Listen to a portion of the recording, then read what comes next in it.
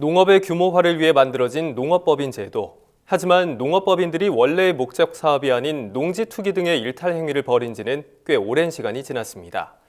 매년 농업법인 조사가 이루어질 때마다 불법 행위 적발이 잇따르고 있는데요. 이에 수요 기획을 통해 농업법인의 현황과 그 대안을 짚어봅니다. 강창호 기자가 보도합니다.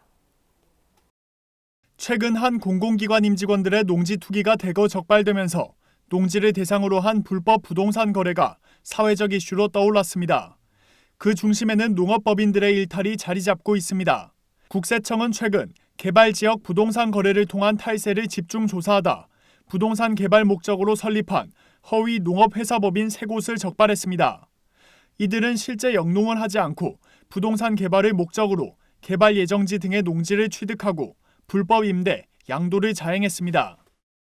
지방자치단체의 정기농업법인 단속에서도 부정행위 적발은 계속되고 있습니다. 제주도는 지난해 농업법인 단속을 실시해 농업법인 61곳의 불법 행위를 적발했습니다. 당시 적발된 불법 거래 농지는 총 8232제곱미터, 24,270평에 달합니다. 2015년 말부터 2019년 말까지 시세 차익 140억 원을 얻은 것으로 확인됐습니다. 경기도도 지난해 농업법인 전수조사를 실시해 농지 불법 거래로 시세 차익을 얻은 7개 법인을 적발했습니다.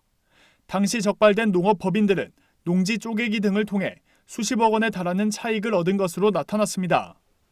문제는 이같이 농지 투기를 일삼는 농업법인 적발은 매년 반복되지만 관리가 제대로 이뤄지지 않는다는 점입니다.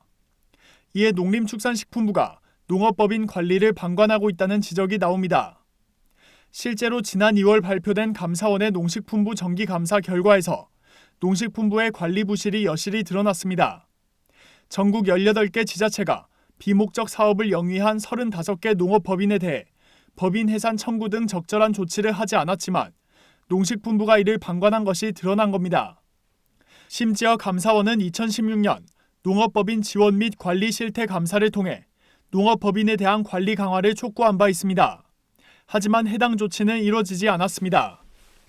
농식품부는 농업법인 불법 행위에 대한 조사는 지자체 소관이라며 사후 관리를 위해 지자체를 독려하고 있다고 설명했습니다.